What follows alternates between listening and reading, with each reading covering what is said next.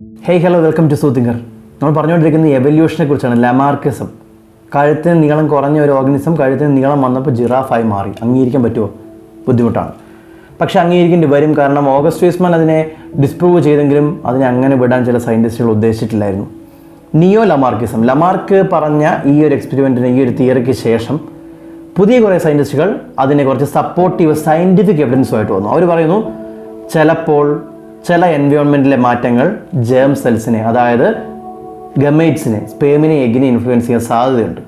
അങ്ങനെ വന്നിട്ടുണ്ടെങ്കിൽ അത് പുതിയ ജനറേഷനിലേക്ക് മാറും. അതുകൊണ്ട് ലമാർക്കിൻ്റെ തിയറി പൂർണ്ണമായിട്ട് തള്ളിക്കളയാൻ പറ്റില്ല എന്നവർ പറയുകയാണ്. അവർ കൊണ്ടുവന്ന എക്സ്പെരിമെൻറ്റുകൾ എങ്ങനെ നമുക്ക് നോക്കാം. ഒന്ന്, ടവേഴ്സ് എക്സ്പെരിമെൻറ്റ്.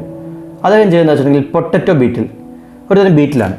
ആ ബീറ്റിലിനെ വളരെ എക്സ്ട്രീം ആയിട്ടുള്ള കണ്ടീഷൻ, വളരെ എക്സ്ട്രീം ആയിട്ടുള്ള ഹീറ്റ് ആയിട്ടുള്ള പ്രഷർ കൊടുക്കുന്ന കണ്ടീഷൻ, ഈ കണ്ടീഷനിലേക്ക് അതിൻ്റെ ഡെവലപ്മെൻറ്റ് സ്റ്റേജിൽ കൊണ്ടുവന്നപ്പോൾ അവർക്ക് ചില കളർ ചേഞ്ചുകൾ ഉണ്ടായി. ആ കളർ ചേഞ്ച് ഉണ്ടായ ഓർഗനിസത്തിനെ വീണ്ടും മേറ്റ് ചെയ്യാൻ അനുവദിച്ചപ്പോൾ ഉണ്ടായ ഓർഗനിസത്തിനൊക്കെ കളർ ചേഞ്ചുകൾ വന്നിട്ടുണ്ട്. അവരുടെ ബോഡിയുടെ പാറ്റേൺ ചേഞ്ച് ചെയ്തിട്ടുണ്ട്. ഈ രീതിയിലുള്ള കണ്ടുപിടുത്തങ്ങളാണ് ടവർ കൊണ്ടുവന്നത്. പക്ഷേ പിന്നീട് അതിനെ ഡിസ്പ്രൂവ് ചെയ്യാണ് ചെയ്തത്. അതിന് ശേഷമുള്ളതിനൊന്നും അത് സംഭവിച്ചിട്ടില്ല. ആ ഒരു സമയത്ത് മാത്രം കൊണ്ടായ ചില ബോഡി ചേഞ്ച് കൊണ്ട് സംഭവിച്ചതാണത് എന്നുള്ള രീതിയിൽ അതിനെ ഡിസ്പ്രൂവ് ചെയ്തിട്ടുണ്ട്. അത് കഴിഞ്ഞിട്ട് വന്നതാണ് വളരെ ഇൻട്രസ്റ്റിംഗ് ആയിട്ടുള്ള എക്സ്പെരിമെൻറ്റ്, കമാരേഴ്സ് എക്സ്പെരിമെൻറ്റ്. ഇദ്ദേഹം ഒരു ഓസ്ട്രിയൻ സയൻറ്റിസ്റ്റ് ആയിരുന്നു. അദ്ദേഹം ചെയ്തത് ഒരു മിഡ് വൈഫ് ടോഡ് മീൻസ് കരയിൽ ജീവിക്കുന്ന ഒരുതരം തവള, ഫ്രോഗിൻ്റെ ഇനത്തിൽ വരുന്ന ഒരുതരം ജീവിയാണ്. ഇവർ കരയിൽ ജീവിക്കുന്നതിന് ഒരു ഫീറ്റിന് വെബില്ല. നമുക്കറിയാം തവളയുടെ കാലിന് വെബ്ഡ് ഫീറ്റാണ്, അതില്ല. പക്ഷേ ഈ ഒരു മിഡ് വൈഫ് ടോഡ് എഗ്ഗ് ലേ ചെയ്യുന്നത് കരയിലാണെങ്കിൽ അവരെ ഫോഴ്സ് ചെയ്ത് വാട്ടറിൽ എഗ്ഗ് ലേ ചെയ്യാൻ വേണ്ടി നോക്കി. ആ സാഹചര്യത്തിൽ കുറേ ജനറേഷൻസ് ഒക്കെ ചെയ്ത് കഴിഞ്ഞപ്പോൾ അതിൻ്റെ അകത്ത് ഫീമെയിൽസ് തന്നെ വാട്ടറിൽ പോയി എഗ്ഗ് ലേ ചെയ്യാൻ ടെൻഡൻസി വന്നു.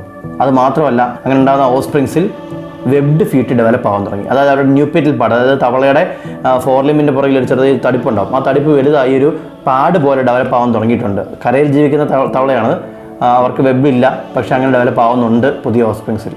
അപ്പോൾ എൻവയോൺമെൻറ്റ് ചേഞ്ച് അവരുടെ അടുത്ത ജനറേഷനിലേക്ക് പോകുന്നുണ്ട്. അത് ജെയിം പ്ലാസൻ തിയറിക്കെതിരെയായിട്ടാണ് ഈ കാമറ അദ്ദേഹത്തിന് എക്സ്പെരിമെൻറ്റ് കൊണ്ടുവന്നത്. പക്ഷേ പിന്നീട് സംഭവിച്ച വളരെ വിചിത്രമായ കാര്യമാണ്, അതൊരു പ്രത്യേക ഇങ്ക് കുത്തി വെച്ചിട്ട് അദ്ദേഹത്തിൻ്റെ എക്സ്പെരിമെൻറ്റിലുള്ള ആ ഒരു റിസൾട്ടിൽ മാത്രം കൊണ്ടുവന്നാണ്. വേറെ ഒന്നിനെ വെച്ച് ചെയ്തിട്ട് ആർക്കും റിസൾട്ട് കിട്ടിയില്ല. അതിനുശേഷം ഗയേഴ്സ് ആൻഡ് സ്മിത്ത് അവർ റാബിറ്റ്സിനാണ് എക്സ്പെരിമെൻറ്റ് നടത്തിയത്. അവർ ചില ആൻറ്റിജൻസ് ഇഞ്ചെക്ട് ചെയ്തു. അതിൻ്റെ ഭാഗമായിട്ട് ആൻറ്റിബോഡി റിയാക്ഷൻസ് ഉണ്ടായി. ഈ ആൻറ്റിബോഡി റിയാക്ഷൻ ഒരു ജീവിയിലുണ്ടായി, ഒരു ഓർഗനിസത്തിലുണ്ടായി. അതിൻ്റെ ഓസ്പ്രിങ്സിനും ഈ ആൻറ്റിബോഡി റിയാക്ഷൻ ഉണ്ടായി. അതിൻ്റെ ഓസ്പ്രിങ്സിനും ഈ ആൻറ്റിബോഡി റിയാക്ഷൻ ഉണ്ടായി. അതിൻ്റെ ഭാഗമായിട്ട് അവരുടെ കാഴ്ച നഷ്ടപ്പെടുന്നു എന്നാണ് അവർ പറഞ്ഞത്. പക്ഷേ ഇതും അവരുടെ എക്സ്പെരിമെൻറ്റ് മാത്രമേ സംഭവിച്ചിട്ടുള്ളൂ, വേറെ ആരുടെ എക്സ്പെരിമെൻറ്റ് സംഭവിച്ചില്ല. അതുകൊണ്ട് ഇതിനെല്ലാം പാടെ തള്ളിക്കളഞ്ഞു.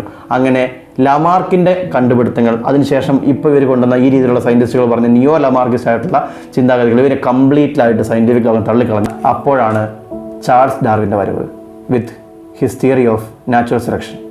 നമുക്ക് അടുത്ത വീഡിയോയിൽ അതിനെക്കുറിച്ച് സംസാരിക്കാം.